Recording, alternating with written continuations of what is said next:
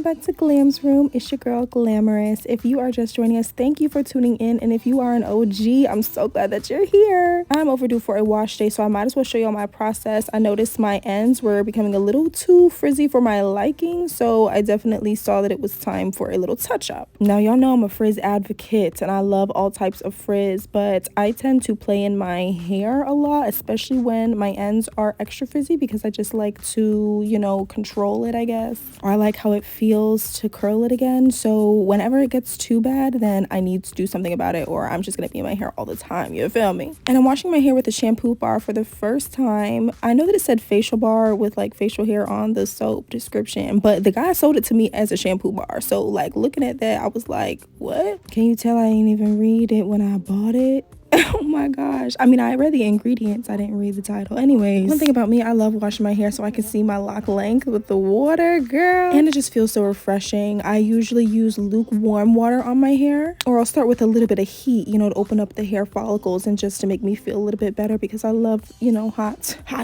But I've heard that your hair actually does better with lukewarm and or cold water. And we all know that heat can damage the hair even in water form. Also, I just want you to know that it is a task to wash my hair with these long behind nails. 100% worth it though. 100% worth it. So this is me. I think this is the second time I'm going in with the shampoo bar. Yes, I wash my hair twice. That's what the shampoo bottles say. Double check the instructions. Hello. And I mean that in general. There was no instructions on the shampoo bar / facial bar, but you're supposed to wash your hair twice.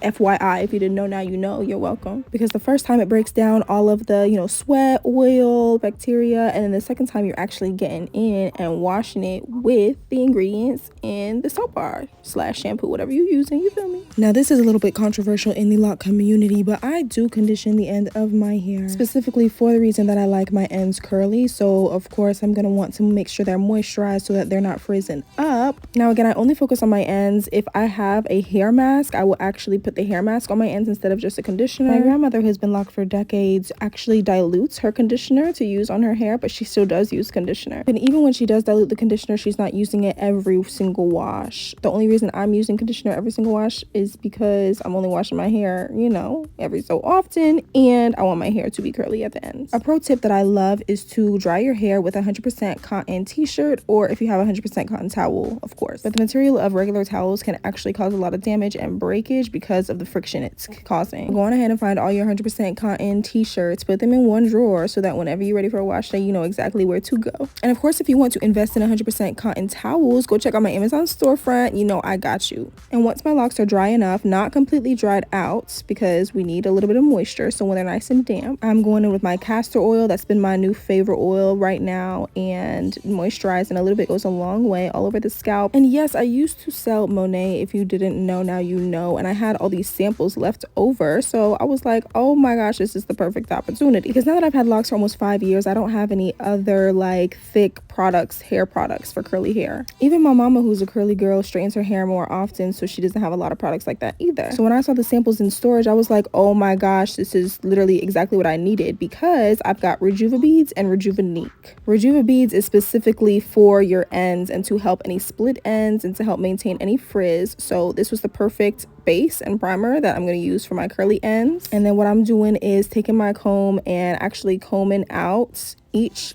end of each lock. I'm especially tending to my blonde ends because they hold a lot of buildup, unfortunately, because when I decided to bleach them, I was not fully mature, so the process shrunk them and made them prone to a lot of picking up dust bunnies and all of this type of buildup. And the way to comb out your locks, if you've ever been curious, because I really could have combed out my whole lock with this process, the way that I like to think about it is you're combing from the outside in and from the bottom up. So because your locks are knots, you're going to have to untangle the lock from the outside. And it's also a lot of combing in the same spot until you have untangled that specific knot. And then you can continue to comb up the lock. And look at all that buildup that I combed out from that small piece of my blonde lock.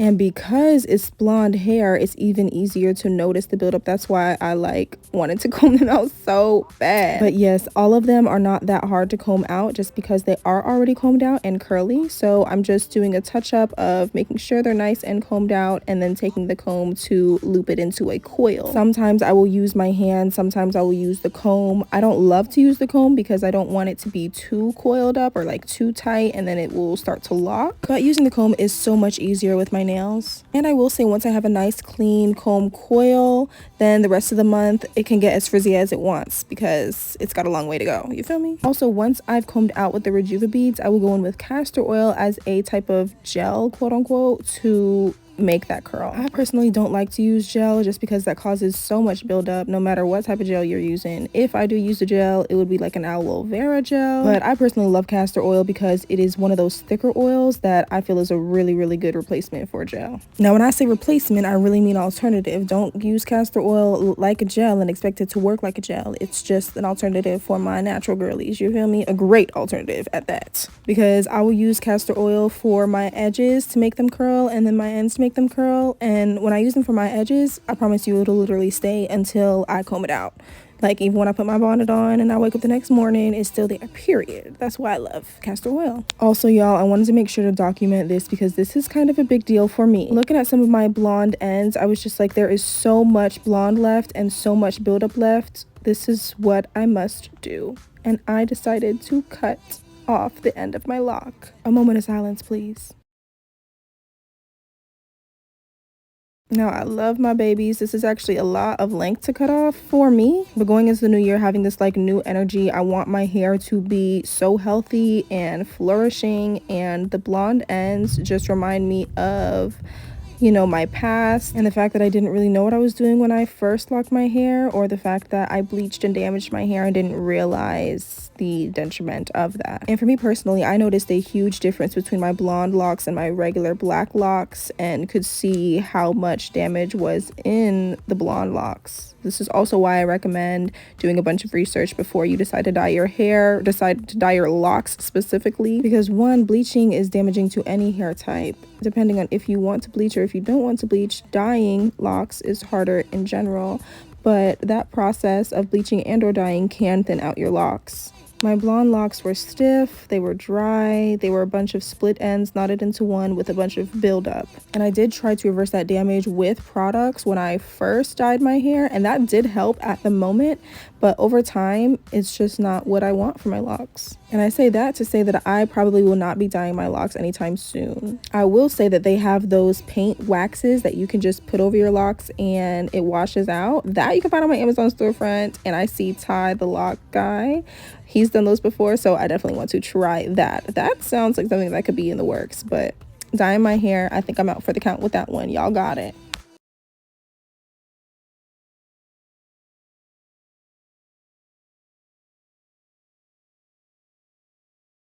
So this is the aftermath of finishing the first side, curling my ends, and they look so refreshed and curly. I love it. Ignore that little piece in my lock. And this is a comparison on the other side. You can see they're not that bad because I did wash them and I still put the Rejuvabeads on the ends, but you can tell they're a little bit longer, they're a little bit more frizzy, a little bit more, you know, out of control. We still love it. Period. Now, this is your only warning. This next clip might be a little nasty, but I know y'all wanted to see, you know, the aftermath of me combing out all my locks. You can tell that most of this is blonde hair, and you see all the buildup, you see all the dirt that I've combed out. I mean, just magical, insane.